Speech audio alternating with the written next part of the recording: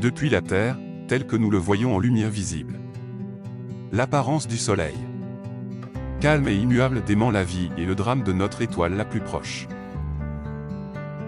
Sa surface turbulente est secouée par des éruptions et d'intenses explosions de rayonnement, qui projettent de la matière solaire à des vitesses incroyables dans tous les recoins du système solaire.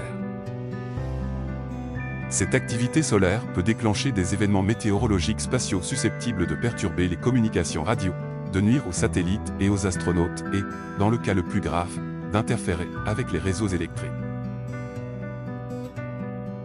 Au-dessus de la surface, la couronne s'étend sur des millions de kilomètres et bouillonne de plasma, de gaz tellement surchauffés qu'ils se séparent en flux électriques d'ions et d'électrons libres. Finalement, il continue vers l'extérieur sous la forme du vent solaire, un flux supersonique de plasma imprégnant tout le système solaire. Et c'est pourquoi les humains vivent bien dans l'atmosphère étendue de notre Soleil.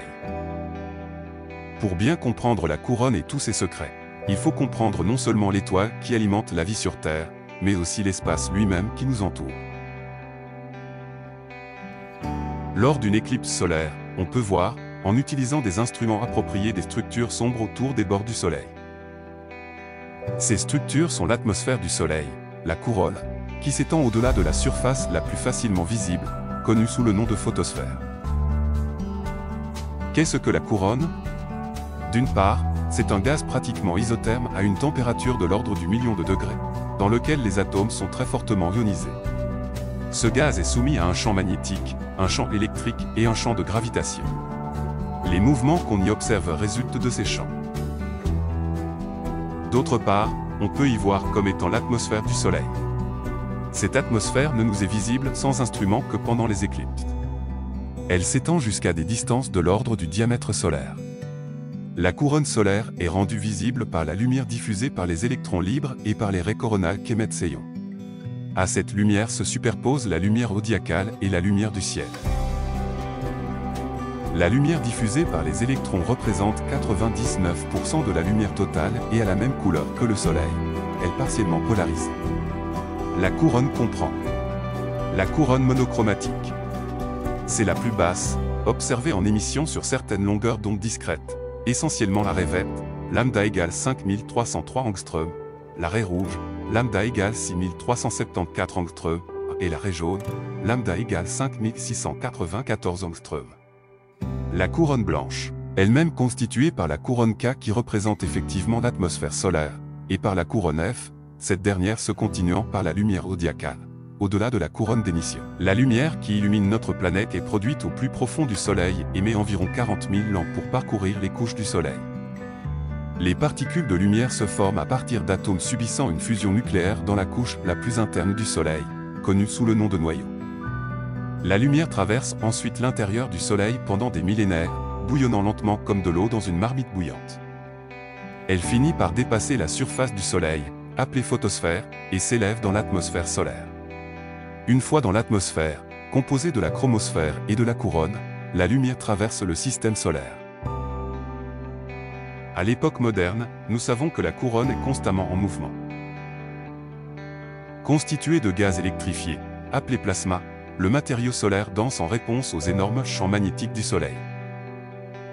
Les changements structurels de ces champs magnétiques peuvent également donner lieu à des explosions géantes de rayonnement appelées éruptions solaires, ou à des expulsions de matière solaire appelées éjections de masse coronale, CME, qui font de la couronne un domaine particulièrement intéressant à étudier.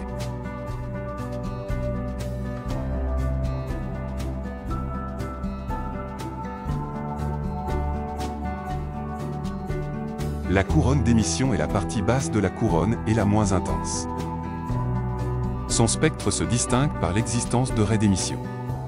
Ces raies que l'on a mis longtemps à identifier, par exemple selon les travaux d'Edler et Grotrian en 1942, sont émises par des atomes métalliques très fortement ionisés, fer, nickel, calcium, ayant perdu jusqu'à 15 électrons. Les raies les plus intenses et les plus étudiées sont la raie verte lambda égale 3388,10 angstrom, du fer 13, c'est-à-dire dû à un atome de fer ayant perdu 13 électrons, la raie verte lambda égale 5302,86 angstrom du fer 14, la raie rouge du fer 10, lambda égale 6374,51 angstrom. Ce tableau donne un résumé des principales raies coronales. Elles sont classées en 4 groupes, portant chacun le nom de la raie principale, dans l'ordre des potentiels d'ionisation croissant. Colonne 3, A, exprimée en électronvolts. C'est l'énergie nécessaire pour arracher le dernier électron à l'ion. Les ions provoquant les raies sont portés dans la colonne 2. La colonne 4 donne le potentiel d'excitation en électronvolts, énergie de transition du niveau supérieur au niveau fondamental. Dans la colonne 5, on trouve I, la valeur moyenne des intensités relatives en unités arbitraires.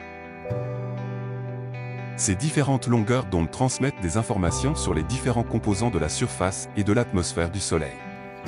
Les scientifiques les utilisent donc pour dresser un tableau complet de notre étoile en constante évolution et variation.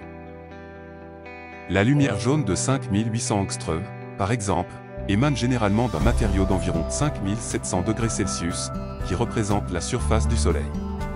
La lumière ultraviolette extrême de 94 angstroms, généralement colorisée en vert dans les images SDO, provient d'atomes situés à environ 6 300 000 degrés Celsius et constitue une bonne longueur d'onde pour observer les éruptions solaires, qui peuvent atteindre des températures aussi élevées. Ces analyses montrent que l'émission des différentes raies par des atomes métalliques à forte ionisation au niveau de la couronne solaire n'est possible que lorsque la température est suffisamment grande. Nous avons déjà dit que la température au niveau de la couronne est de l'ordre du million de degrés. L'estimation de cette température se fait à partir de l'observation de divers phénomènes liés à la température et directement observables dans la couronne. Pourquoi la température de la photosphère est moins élevée que celle de la couronne? Pourquoi le chauffage de la couronne solaire est-il considéré comme un problème pour les héliophysiciens? En effet, en thermique, nous savons que lorsqu'on s'éloigne d'une source chaude, la température baisse, comme le cas d'une flamme. Pourtant, en s'éloignant de la surface du Soleil, la température augmente et c'est pourquoi les scientifiques considèrent ce phénomène comme étant un problème. Tout cela a poussé de nombreux scientifiques à étudier la couronne solaire. De nombreuses hypothèses furent émises au fil des années. La couronne est d'abord considérée comme un gaz isotherme, à symétrie sphérique. Les électrons plus légers ont tendance à se séparer des protons plus lourds, mais cette décantation crée un champ électrique qui compense cet effet. Considérée dans son ensemble, la couronne est soumise à deux effets. Une perte de masse et un gain de masse. Diverses hypothèses ont été faites en ce qui concerne le chauffage de la couronne solaire qui est à une température de l'ordre de 1 million de degrés Kelvin alors que la photosphère est à 6000 degrés Kelvin de la chromosphère, ou plus à 50 000 degrés Kelvin. La première hypothèse décrit que le chauffage se fait par l'intérieur, par les spicules. La deuxième hypothèse décrit que le chauffage se fait par l'extérieur, par accrétion de la matière interstellaire, Shklovsky. La troisième hypothèse décrit que le chauffage se fait par des courants électriques dans la couronne. La dernière hypothèse décrit que le chauffage se fait par dissipation d'énergie d'onde, Osterbrock, Schatzmann. Il semble que l'hypothèse 2 implique une densité du milieu interstellaire trop grande, 45 atomes par centimètre cube. On a longtemps émis l'hypothèse que l'échauffement résulte d'une myriade de minuscules explosions d'énergie magnétique appelées nanoflares, provoquées par le processus fondamental de reconnexion magnétique. Des lignes de champ magnétique mal alignées peuvent se rompre et se reconnecter, produisant des nanoflares dans des processus de type avalanche. Cependant, aucune observation directe et unique de tels nanoflares n'existe à ce jour, et l'absence de preuves irréfutables jette le doute sur la possibilité de résoudre le problème du chauffage de la couronne. À partir d'observations coordonnées multibandes à haute résolution, nous rapportons la découverte de nanojets très rapides et en rafale, signature révélatrice des nanoflares basées sur la reconnexion entraînant un chauffage coronaire. Ces images révèlent une multitude de petites boucles évasées, des points lumineux en éruption et des fibrilles sombres et mobiles découvertes pour la première fois par ces images. Surnommées « feux de camp », ce sont des éruptions miniatures omniprésentes qui pourraient contribuer aux températures élevées de la couronne solaire et à l'origine du vent solaire.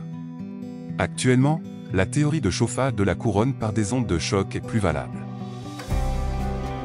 L'observation donne approximativement l'énergie rayonnée par la chromosphère et la couronne, l'énergie transportée vers les hautes couches de l'atmosphère solaire par les ondes acoustiques, qui prennent naissance dans la zone convective du Soleil, est suffisante pour compenser les pertes par rayonnement.